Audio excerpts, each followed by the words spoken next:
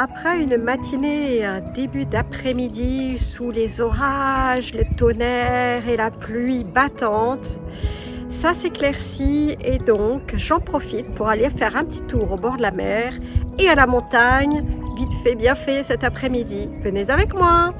Bon, j'ai attendu pas mal de temps que ça se dégage, il y a toujours quelques cumulonimbus sur les montagnes, mais sur la mer c'est clair. L'eau est archi claire.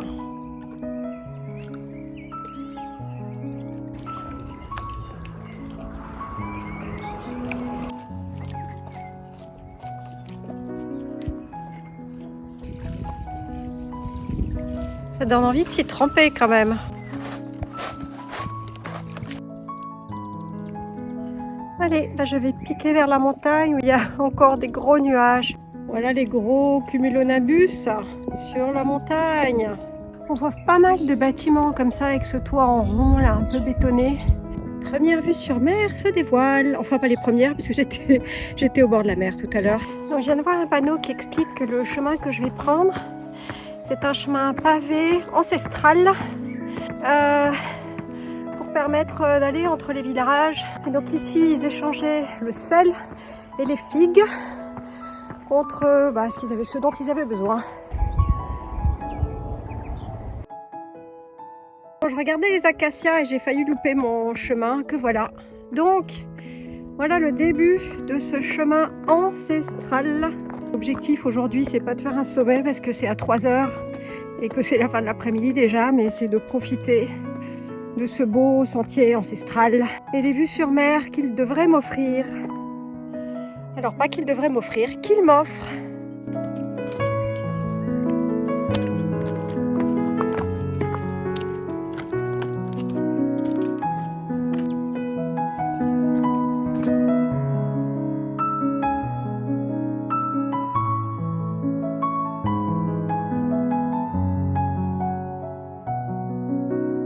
J'ai encore failli louper l'embranchement. Quelques pas plus tard, eh bien, les voilà. Heureusement que j'ai pris les bâtons. Comme il faut que je fasse une petite sortie active, là, j'ai pas beaucoup de temps avant le coucher du soleil. Ça grimpe sec quand même. L'herbe a bien poussé quand même. On dirait avec tout ce qui pleut en ce moment, l'herbe pousse.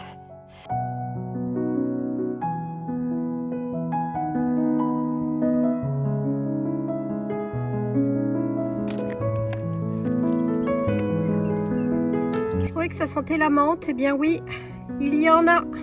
Il y a encore plein de papillons de toutes les couleurs, mais ils volent trop vite, j'arrive pas du tout à les prendre.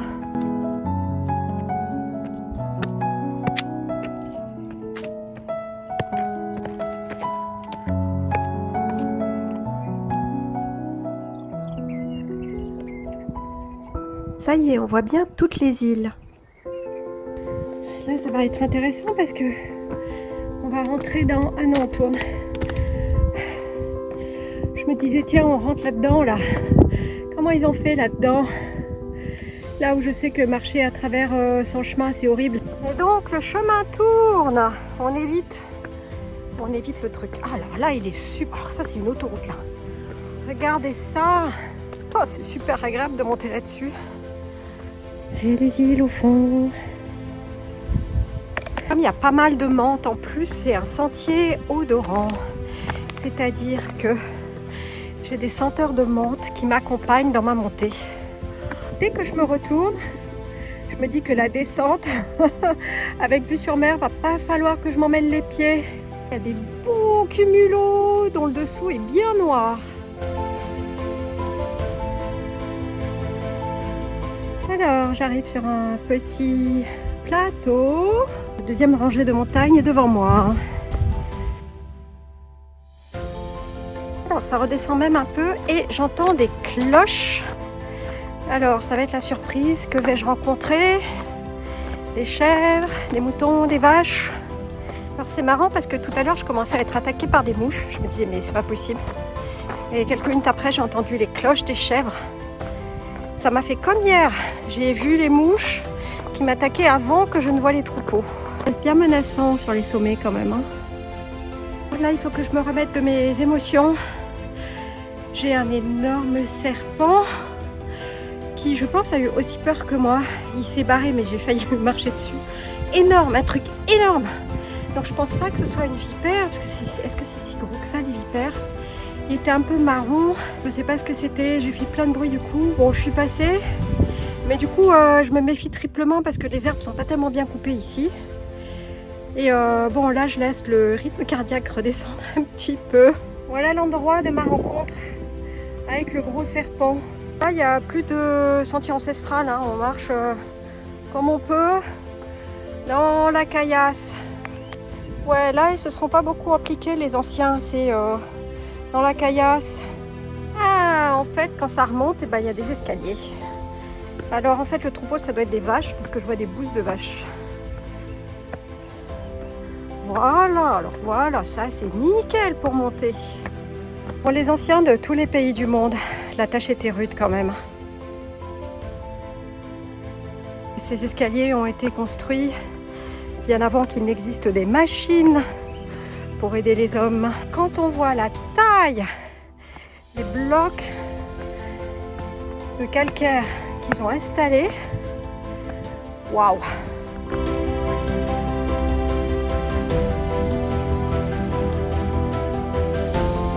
Bon, je refais une petite pause. Je viens de rencontrer mon deuxième gros serpent. Même race. Gros marron, long.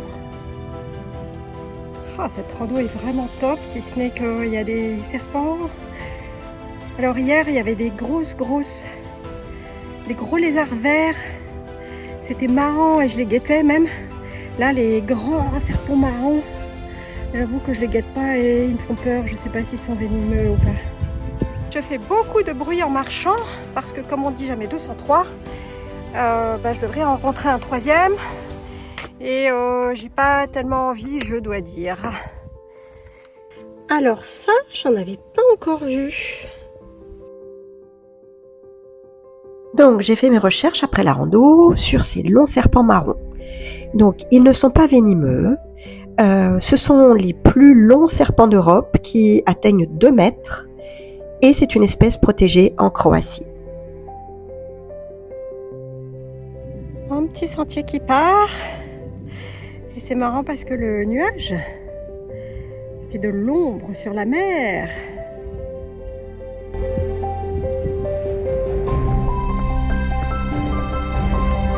Encore une belle portion pavée avec de l'herbe et des petites fleurs.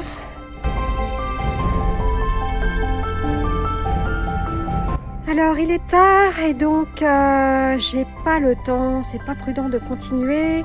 Il reste 200 mètres de dev pour monter le petit coup de cul là et arriver sur un grand plateau herbeux. Je suis partie tard puisqu'il y avait des orages toute la journée. Déjà c'est bonus, cette petite sortie magnifique. Donc soyons raisonnables.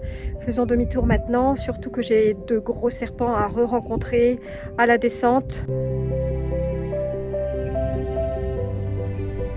Tout à l'heure j'ai vu ce signe et donc je suis partie à gauche. Et il n'y a rien, je me suis dit mais quoi? Alors après il y a un autre petit signe rouge là.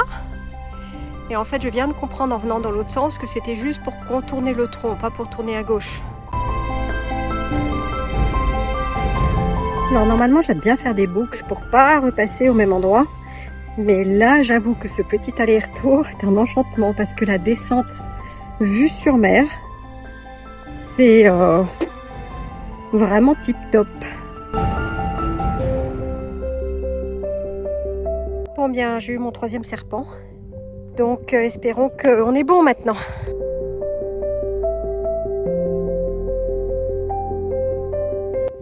Et voilà. La descente, vue sur mer. Par endroits, le sentier est vraiment complètement pavé. Et par endroits, pas du tout. Il y a des jolis dessins sur les rochers, le travail de l'eau et du vent. Et si on la voit la lune à la vidéo, elle est presque pleine.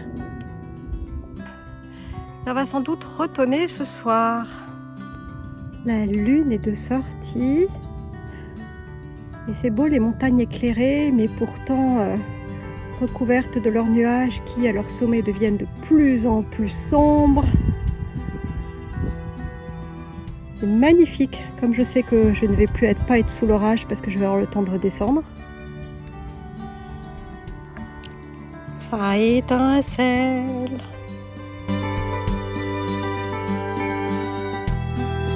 Pour qu'on se rende compte de la taille de l'arbre, j'y vais.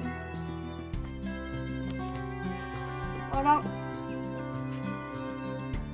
Et la descente super ludique sur des marches ou sur terrain pentu avec une superbe vue sur la mer.